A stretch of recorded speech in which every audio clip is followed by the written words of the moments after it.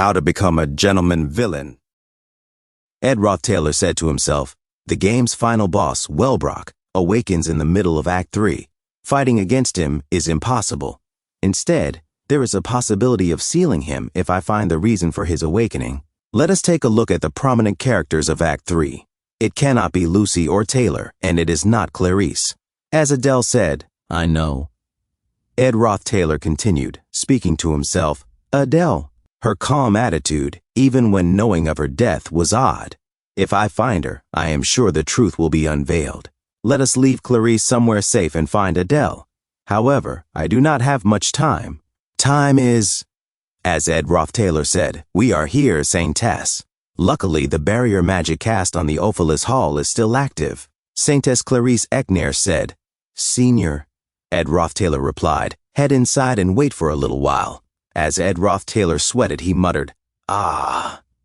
Then he said to himself, the barrier magic is still active. However, the first attack stage is a bombardment of Wellbrock scales, and the barrier failed to block it.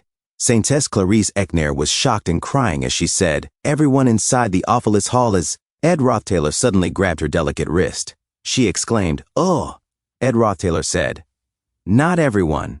Then he thought to himself, the fact that the barrier magic is still active means that someone is maintaining the spell inside the maintenance room on the top floor. That means there must be a survivor on the top floor. As Ed Roth Taylor opened the door, he was shocked and confused by what he saw. He said, Miss Bell. Belle Maya was lying on the floor, wounded. Saintess Clarice Ekner said, I will use holy magic. I will make sure she... Ed Roth Taylor held Belle Maya. He thought to himself, it is hopeless. She had already fallen victim to the first attack and crawled up here in that state, just in case there were other survivors. Belle Maya coughed blood and trembled, saying, Cough. She handed a key to Ed Roth Taylor. Saintess Clarice Ekner said, Miss Bell. Ed Roth Taylor thought to himself, she would likely say. He remembered his military days and thought that she simply did what she had to. Saintess Clarice Ekner said, How could this happen? Ed Roth Taylor closed the eyes of Belle Maya. She slept forever. Saintess Clarice Ekner said, It cannot be. Miss Bell will be all right. Ed Roth Taylor grinned in frustration.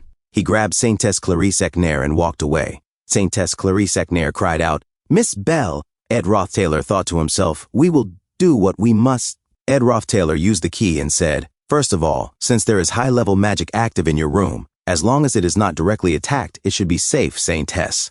Please keep a strong heart. Saintess Clarice Ekner said, Ed Roth Taylor said, I will go out to get a grasp of the situation. Saintess Clarice Ekner trembled in fear and said, You cannot. It is dangerous. Outside.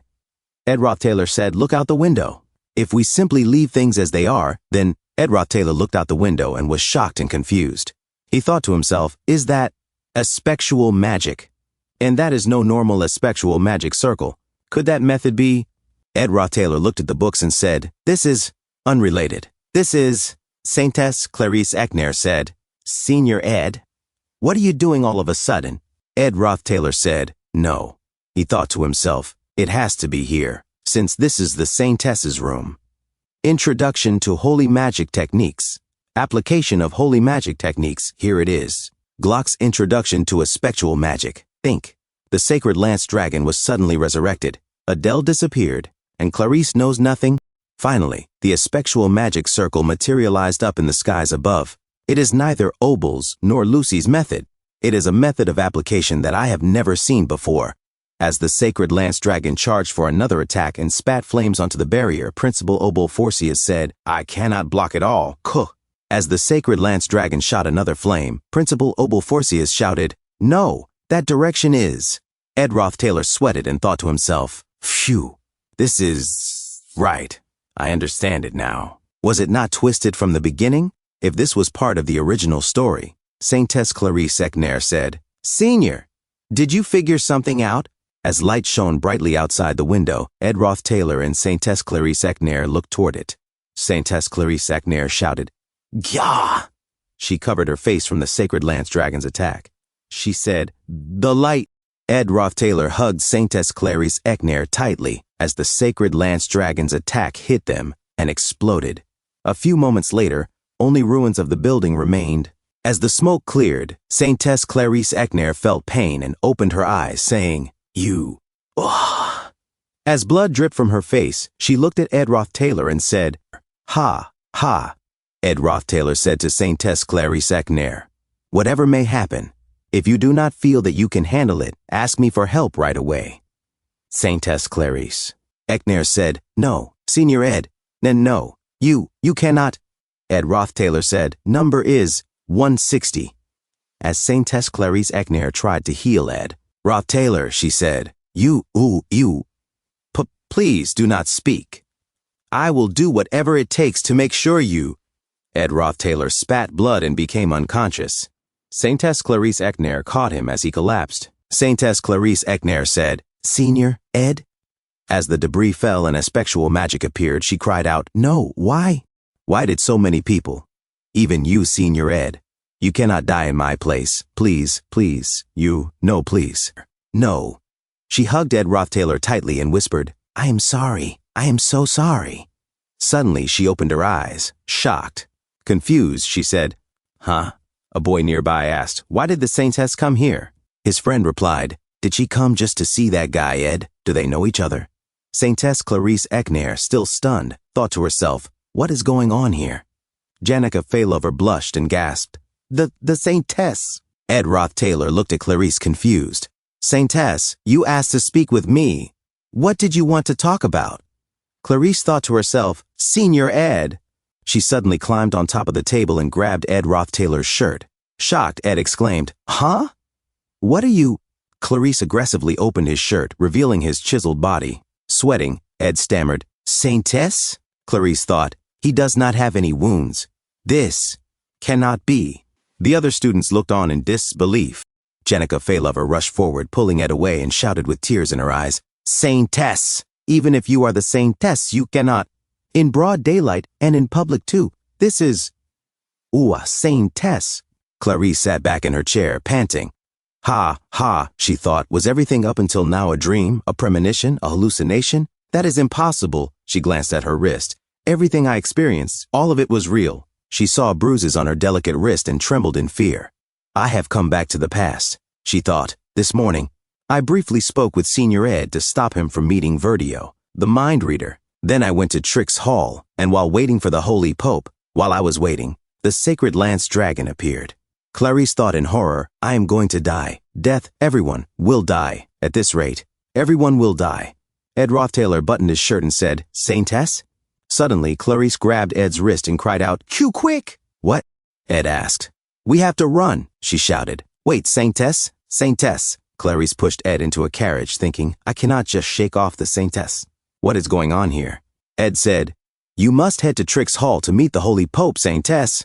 Clarice replied, I will take responsibility for everything. We must hurry to the Mexis Bridge as fast as possible.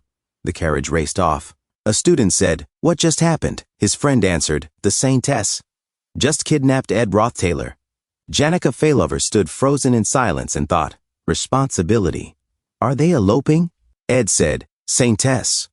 How long will you keep crying? This is going to cause problems. Clarice said, A great dragon will descend upon the skies of this very Arkan island, and most of us will die. Ed stared, What? Clarice replied, I have already died once. I returned to the past. You already saved me once, Senior. Back then you looked like you realized something, but before you could tell me, you were crushed by falling rubble, and you died in my place, and hic. Of course, I am sure you do not understand what I am talking about right now. But you said something before you died. As Saintess Clarice Ekner holds the rough hands of Ed Roth Taylor, Saintess Clarice Ekner said that regardless of what happens, I should come to you for help, and that I should tell you that no matter what. Ed sighed. If you say something like that, just how am I supposed to respond?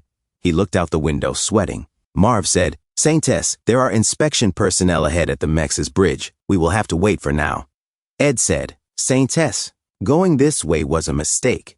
It would be best to turn around and meet the Holy Pope, and I, Clarice suddenly spoke, 15155000160. Ed Roth Taylor froze in shock. Marv chuckled nervously. Ha ha, it is so crowded here. Saintess, it seems that due to the Holy Pope's visit, merchandise from the LT Trading Company is backed up. Looks like this will take a while. Ed shouted, we need to get through. This is an emergency, so just get past them as best you can. Marv panicked, but then the academic society will complain. Ed snapped, the Saintess is in danger. No, all of us are. As long as it is possible, break through. Nothing else matters. Marv said, then please hold on tight. As the horses suddenly surged forward, Marv declared, I have spent 22 years as a coachman. I can even cross the seas if I try hard enough. Marv shouted as he drifted the carriage toward the front. Ed Rothtailor said, great. Then he thought to himself, soon, the sacred lance dragon will be revived and we will all die. I decided to completely believe Clarice's words, however absurd they sounded. The numbers Clarice had just recited, they were a string that no one else in this world would understand. 15, 500, 160. Roca 15, 500, 160. He whispered internally, before I came over to this world, that was my military service number. Ed said aloud, I see. If even the Awfulest Hall had fallen, then there was no safer place left on Arkan Island. That is why you chose to escape. Also, if time truly has been rewound, then a spectral magic must have been involved. Among the current magical theories, only a spectral magic can interfere with the flow of time. I think I am starting to perspire. Are you listening? Saintess Clarice Ekner, savoring the closeness to Ed Rothtailor's chiseled body, murmured, ah, yes. Just let me stay like this for a little while, please. You were saying this happened due to a spectral magic? Ed replied, that is right. But turning back time on such a large scale should have been impossible with a human's magical power. However, if it is as you said, then... Suddenly, Wellbrock appeared. Clarice screamed in fear, Kia, ugh, she thought to herself, still. This time, we have successfully escaped. We have left Arkan Island. So we should be fine. But it happened again. Wellbrock groaned, ugh. Clarice thought it was a living nightmare. Ed said, are you all right, Saintess? Clarice turned back and gasped, Senior Ed. She was horrified. Senior, she saw Ed wounded. Cough, cough. Ed gasped, Saintess, do not give up. You must continue onward. Clarice, trying to heal him, cried, no, you are going to be okay, I swear. I will make sure you... I am so sorry. Once again, I was not able to help you. I was not able to do anything, while you helped me, and died once again for my sake. Yet I still have not done anything for you. While I depend on you, I am sorry. I am so sorry. Hick, Ed said weakly. There is no need to apologize. There is no reason to cry. I will help you again. I am sure I will. So, he held Clarice's face gently. So, please do not cry in despair. Senior Ed, Clarice said softly, trembling. Ed dozed off. Clarice shivered in fear. Oh, she thought, this cursed blessing.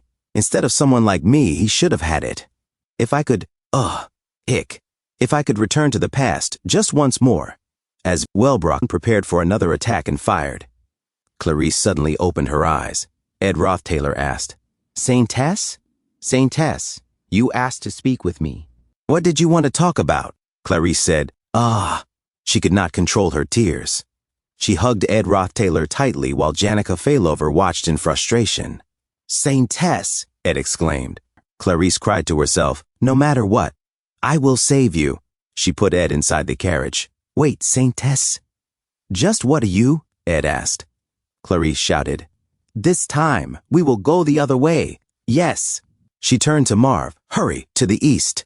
She thought, I explained the situation to Senior Ed while escaping inside the carriage, and we decided on a place to hide. But Wellbrock struck the carriage with precision. Clarice thought, my third regression. She held Ed in her arms. Hick, no. We ran to the other side of the island, but we did not have enough time. My fourth regression. She put Ed into the carriage again. Wait, Saintess, just what are you? Ed asked. We went to the seaside cavern by the western sea that Senior Ed guided us to, but it collapsed. My 12th time. We went to Professor Glass's secret laboratory, but we were hit directly by the sacred lance dragon's magical attacks. My 15th time. Ed said, fading again. 22nd. She shoved Ed into the carriage once more. Saintess, he cried out. Clarice thought again, and again, and again. She watched Ed fall over and over and grew exhausted. Huff, Saintess, Ed called to her. Ha, ha, she panted. Clarice thought, I do not know why time is being rewound, but regardless of where we went in the academy, neither the Holy Pope nor the Archbishop were present. Above all, wherever we ran to, this man, Ed, sweating, asked, what is going on? Clarice looked at him and thought, would die. I have repeated this day dozens of times, but he would always save me and die in my place. Ed Taylor said, Saintess. Saintess Clarice Eckner muttered, 151001602. She trembled in frustration and thought to herself, what am I supposed to do now? Marv said, Saintess, there are inspection personnel coming out of the Mexis Bridge. We will have to wait for now. Clarice thought, ah, I see. We are already at the Mexis Bridge. I am sure Senior Ed will yell out the window that we have to get past them no matter what. But Ed Taylor opened the door and said, for now, please stop here. Clarice looked at him in confusion. Ed stepped out of the carriage and said, please get off, Saintess. What? Clarice asked in disbelief. Ed removed his blazer. I do not know how many times it has been for you, but he gently placed his coat over Clarice's shoulders. You need to rest. Tears began to flow from her eyes. Ah, she whispered, then thought, I do not understand why he stopped the carriage in such a dire situation. But this is my first time experiencing this.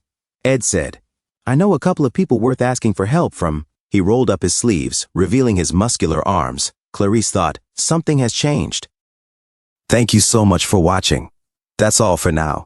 If you enjoyed this video, please give it a thumbs up and consider subscribing to help me grow my channel. Your support means the world to me. Don't forget to leave a comment below. I love hearing from you. Let's keep the conversation going and get those analytics buzzing. Until next time, take care.